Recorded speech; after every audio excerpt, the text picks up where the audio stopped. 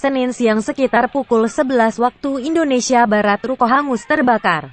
Ruko semi permanen berlokasi di Belang Meuria, Desa Ujung Talak, Melaboh, Kabupaten Aceh Barat. Sejumlah armada pemadam kebakaran pun milik BPBD Aceh Barat juga dikerahkan ke lokasi untuk memadamkan kobaran api. Penyebab musibah kebakaran belum diketahui. Namun kerugian diperkirakan mencapai ratusan juta rupiah.